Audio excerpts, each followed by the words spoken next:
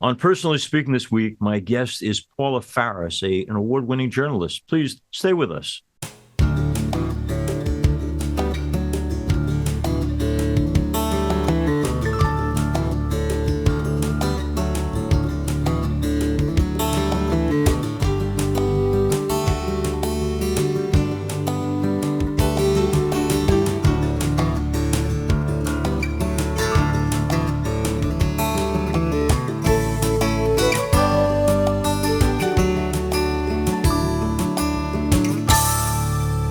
Hello and welcome to Personally Speaking. I'm your host, Msgr Jim Lisante, and Emmy Award winning journalist Paula Faris joins me now.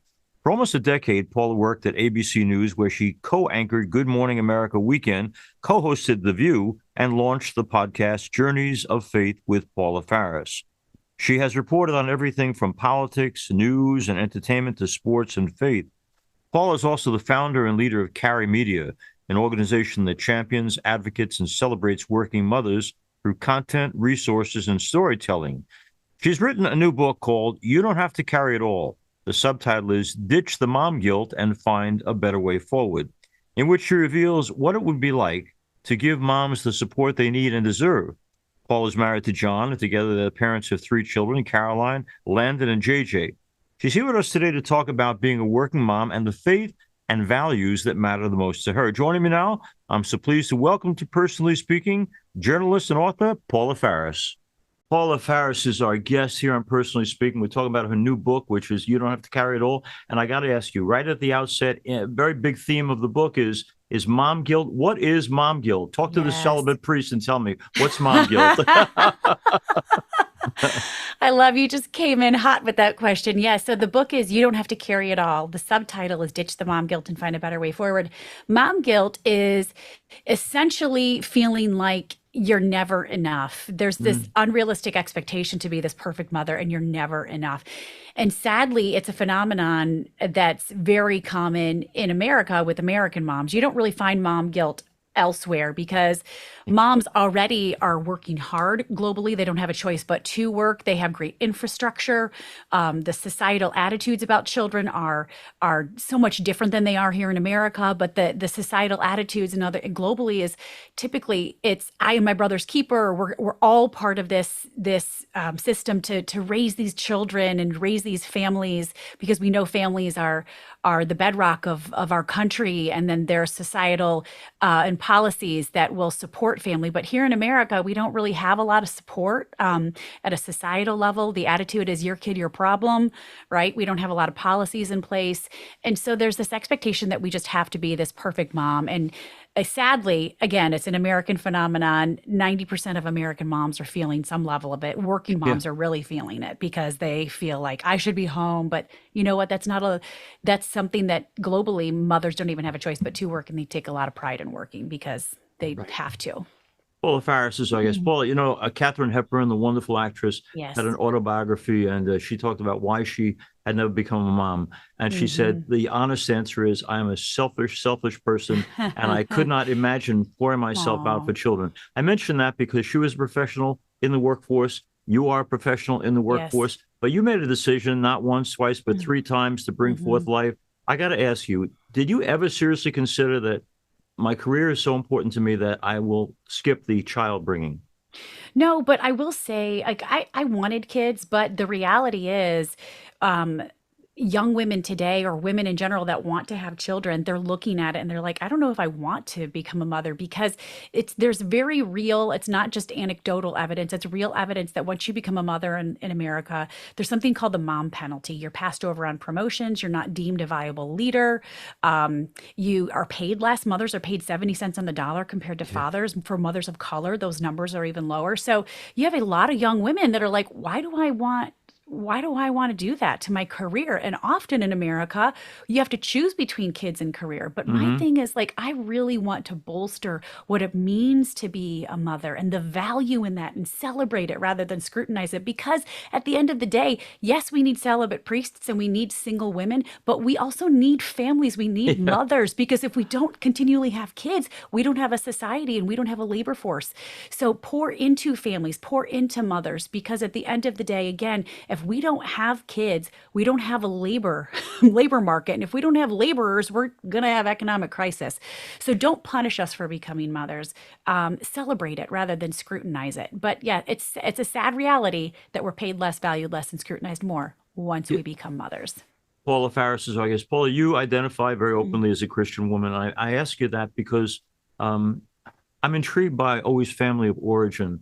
Is the faith journey that you've been on something that was handed to you by parents and family? Is it something you came to on your own in your adult years? Tell us about Mhm. the journey of faith and specifically in terms of family of origin. What kind of folks raised you?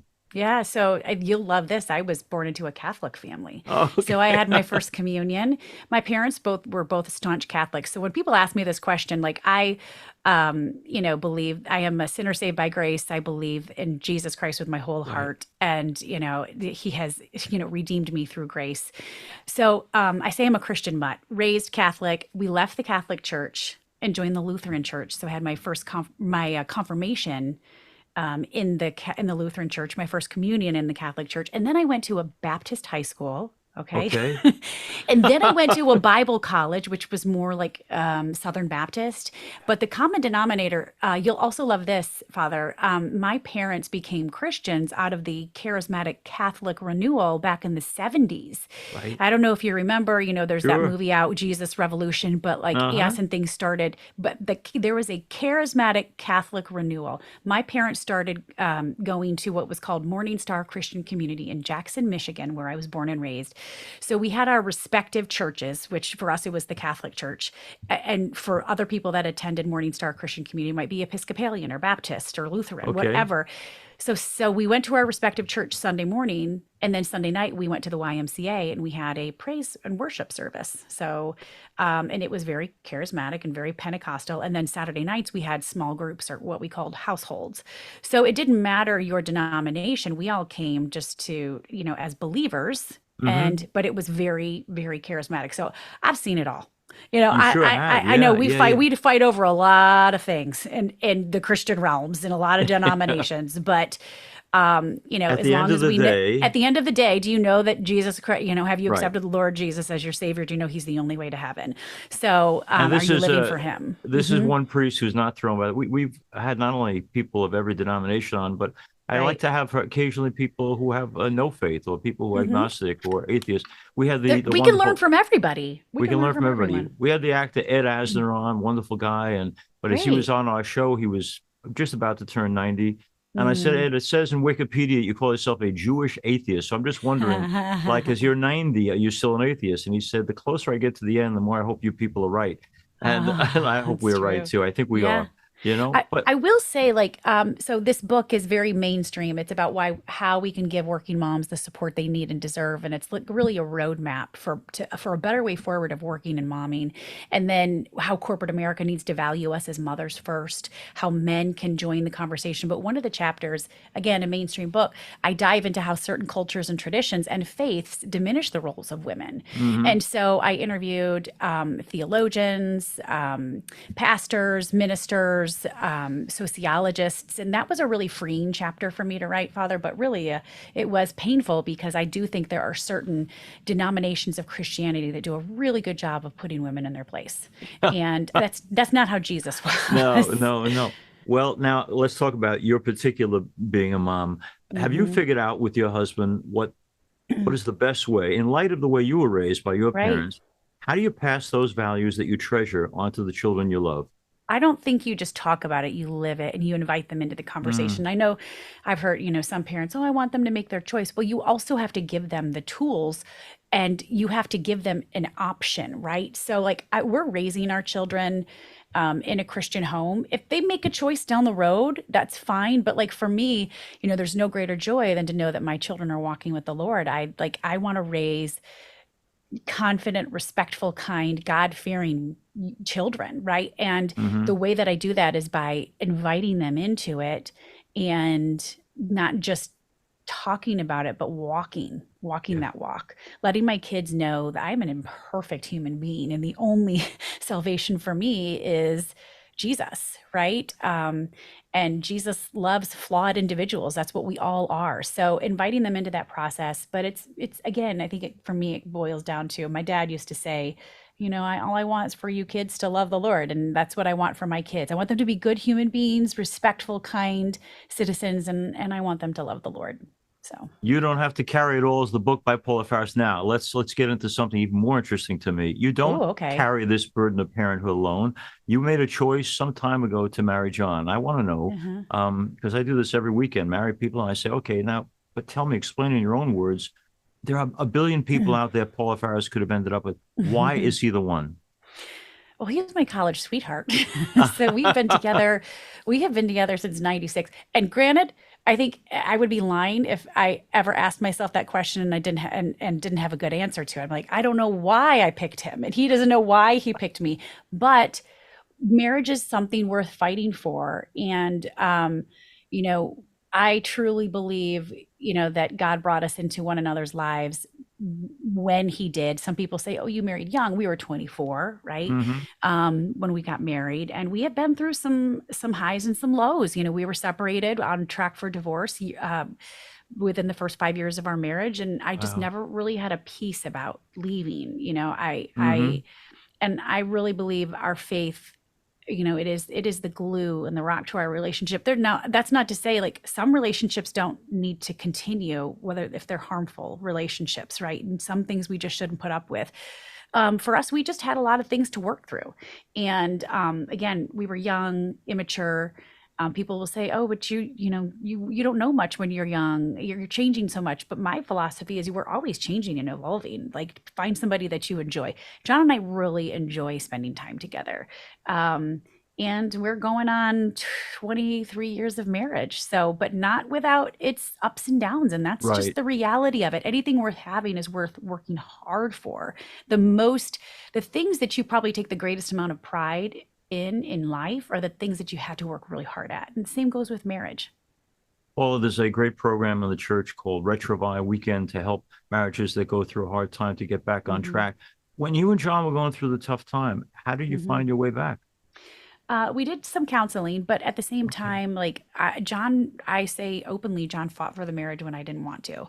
So Mm. he wasn't ready to cash in the chips, even though I was, and so he fought for it. If it were up to me, it probably would have been over years ago. Wow. But I think it was not only John fought for it, but I just, at the end of the day, I just didn't have a peace about leaving, even though I didn't want to be with him, right? I didn't have a peace about leaving the marriage. And so it took years and we both did awful things to each other, during those times. And there was a lot of healing and forgiving. And we kind of feel like if we can make it through what we made it through, and that was before we even had kids, right? Our children came later, then, like, we can weather just about any storm as long as we do it together. Okay, let's talk a little bit more about you and your work. For this program airs on the Catholic channel on Sirius Hmm. XM, but it's also on YouTube. I mention that because aside from being a great journalist, you also have God bless looks. I mention that because when you go into media, uh, you know, how did you get the folks who run the media to see beyond the look to the brain that's in you? Yeah. Well, I think just from the very beginning. So, I went to school for broadcast journalism, but was never confident in front of the camera. And so I focused on behind the scenes. So I was editing and producing instead of reporting. Even though I had professors who were speaking life into it and saying, no, you're actually good in front of the camera. But I had to get over my own self doubt, those voices in my head that said I wasn't good enough, I wasn't smart enough, I wasn't pretty enough, I wasn't eloquent enough. And it wasn't until 9/11 happened. So I'd been out of school a couple of years. I had a really good paying job. I was working in radio sales. 9/11 happened. And it was in that moment that I finally, like, I was so gripped by the storytelling, um, the respectful storytelling at such a tragic time in our nation's history. It was in that moment that God said, in the same way I was with Moses, I'll be with you, Paula. I need you to go for this. And then so the dream that everyone else had for me for so long, I finally accepted it and I stepped into my fear. I quit my job in radio. I was making great money. I started substitute teaching, looking for a job in TV. I got hired in TV to be a PA, which is a production assistant, making $7 an hour. So from the very beginning, I was doing grunt work. I was running teleprompter. I was manning the assignment desk, which is where they deploy the television crews that you're listening to police scanners. I was producing. I was doing anything that I could. I was literally, it was the lowest paid position, making minimum wage. And so it was then I knew how to produce. I knew how to edit. I knew how to shoot. I borrowed the camera equipment on my own time and put together a resume reel. So Right. in the business world, you hand in a piece of paper. In TV, you're like, here's my resume reel, Right. and it's back then it was a VHS, so it's digital. But it's like, here's what I can do on camera, and I handed it to my news director, and he's like, you did this by yourself? I said, yeah, I can shoot, edit, produce. I one man band is what we call it. I did everything on my own, and so yes, of course, there's going to be people that are like, oh, you got it because your looks, but I know I can back it up. I worked hard. I worked my way up the ladder and I did it the right way. Yes, I had opportunities presented to me, but I worked really, really hard. I got I rolled my sleeves up. I got my elbows dirty and greasy, and I was the one that no one said, do you want to report? He actually told me I wouldn't be able to report at that station because it was too big of a market. But because I, on the side, did my own work and I believed in myself and in this call that God put on my heart, I was like, I got to go for this. So I did. So it takes some courage. It takes stepping into your fear, and it takes hard work. And a lot of people forget that. It takes a lot of hard work.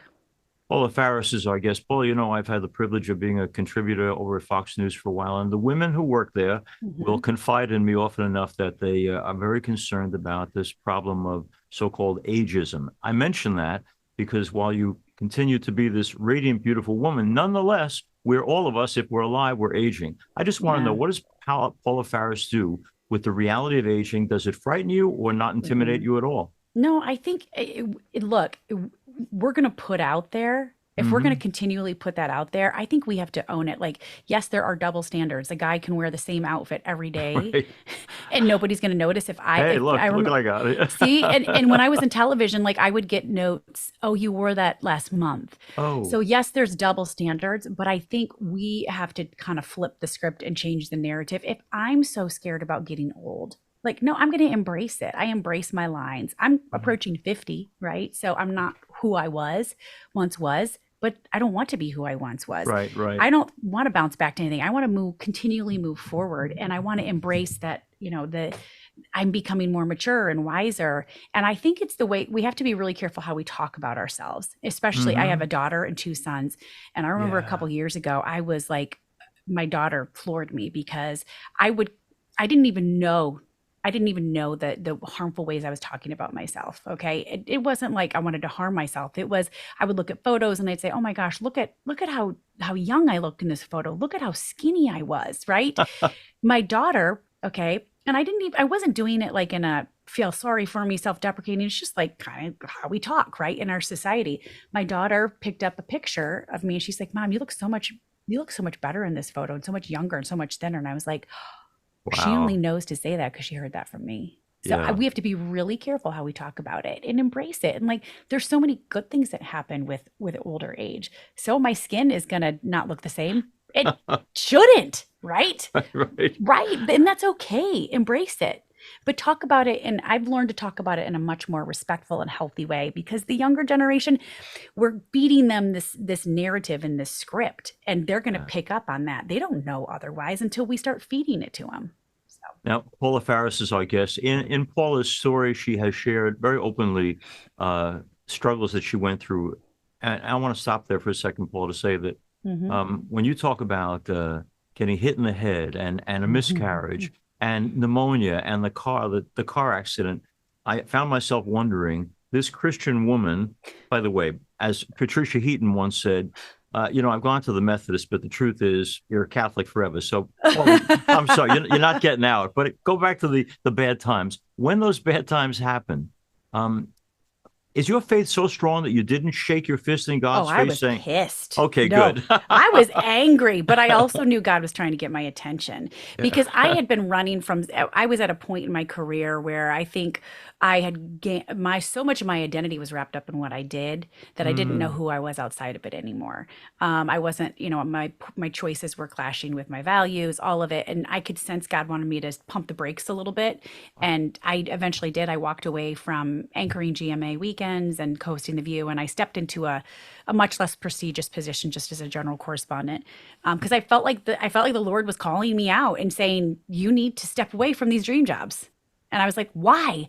And I wouldn't do it, and I wouldn't do it, and I wouldn't do it, even though I had a piece that I was supposed to do it. And it wasn't until I write about it in my previous book, That Year of Hell, where I had a miscarriage, I had a car crash, I had a concussion from a freak accident. Somebody threw something at my head. I had influenza, which turned into pneumonia, and that was like 6 months of my life. And I was like, okay, God's trying to. If I'm not going to slow down and take the hint, and He has continually given me the hint to slow down, He's going to slow me down. So that's what God did, and I was upset. I was pissed. I was really angry, but it forced me to figure out who I was outside of what I did, and not to attach my value to a job and my worth to a job.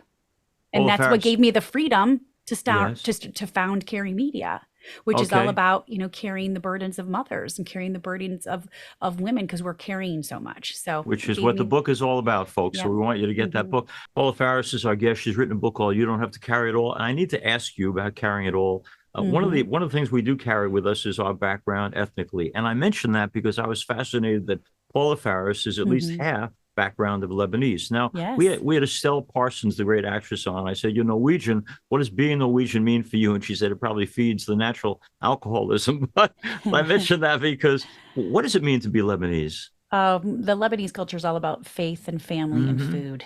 I Okay. mean, they're a very close knit country and just people in general. My dad, you mentioned, my dad was full Lebanese. My Jiddu and my Sittu, my grandparents came over from Lebanon.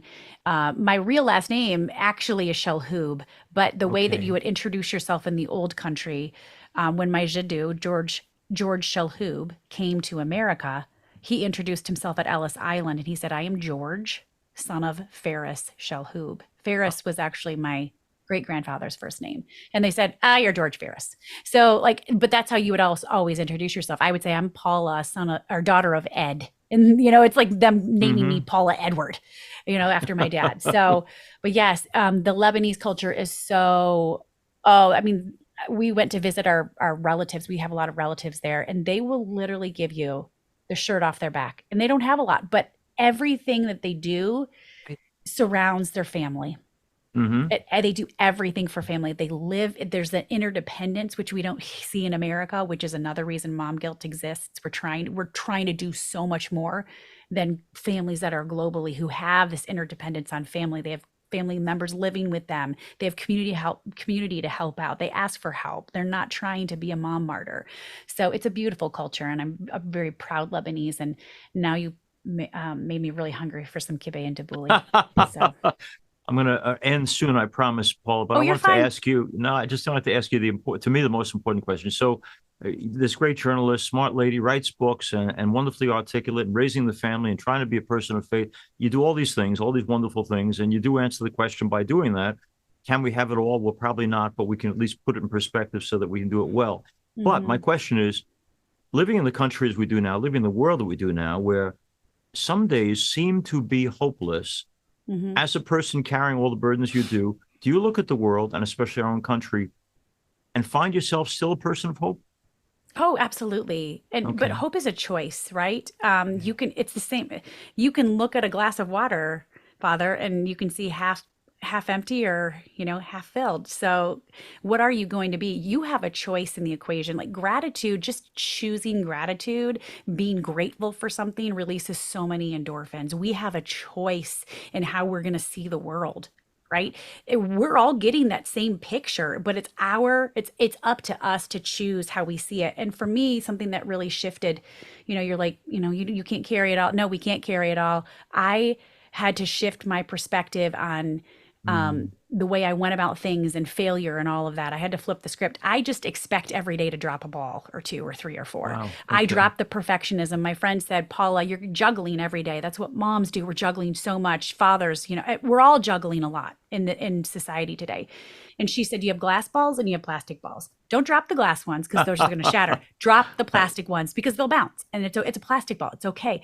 And what that does is it gave me permission every day to say, I'm not perfect. I don't want to be perfect. I'm never going to be perfect. So I drop the perfectionism, and then it forces me to prioritize what's really important, because you're juggling so much. Not everything can be the priority. The glass balls are the priority, not the plastic ones. Paula, anyone listening to this interview, watching this interview, would be struck by the incredible level of high energy. Do you really sleep? You must sleep well at night, right? I do. You put out so much. It's beautiful. I'm like, whoa. I know. I'm sorry. My husband is always telling me you can be a little bit much, but that's okay. That's how God wired me. I'm not, and it's good. No, it's great. It's great. It's great. It's great for something like this. For our listeners and watchers, how do they get the book? You can buy it at any retailer. It's called You Don't Have to Carry It All, Ditch the Mom Guilt and Find a Better Way Forward. And again, it's not just for moms and hopeful moms, though it is a roadmap. It's a hug and a sword for a better way towards working and momming, but it just arms you with so many tools to find that better way forward. It shows men how there's an invitation for men. We need men in the fight, and which shows them what they can do. There's a chapter about corporate America, the responsibility corporate America has, and also just making a case for families and mothers as being one of the best employees, and what corporations can do to attract who I think to be the best worker on the planet, which is mothers, what they can do to attract and retain mothers, and how good it is for the bottom line to take care of families and moms. So it's a comprehensive look. I dig into America's history as I talk America's history of American families, but it was a chance for me to put the journalist hat on as a mother as well, and to find out how we can give working moms the support they need. Excuse me. To find out how we can give working moms the support that they need and deserve. But I talked to theologians and historians and sociologists and moms from all walks of life, and it's one of the works I'm just really proud of. I'm really proud of how it turned out. So thank you for supporting Thank you for writing the book. Thank you, Paula Faris, for being with us and for sharing not just high energy, but high insight into so many things that real people deal with. And we're so grateful to have you on Personally Speaking. As we end today's program, I want to thank you all for being with us. If you need to contact me, you can reach me at personallyspeakingpodcast@gmail.com. Any shows you want to see or watch, you can go to YouTube and search under Personally Speaking with Msgr Jim Lisante. Watch the shows and please hit like and subscribe. We're also on Facebook at Personally Speaking with Msgr Jim Lisante. We're also now on Instagram at Personally Speaking Podcast. I'm privileged to serve as host and executive producer of Personally Speaking. Our producer is Lisa Jandovitz. Thanks so much for joining us. We'll be with you again next time on Personally Speaking.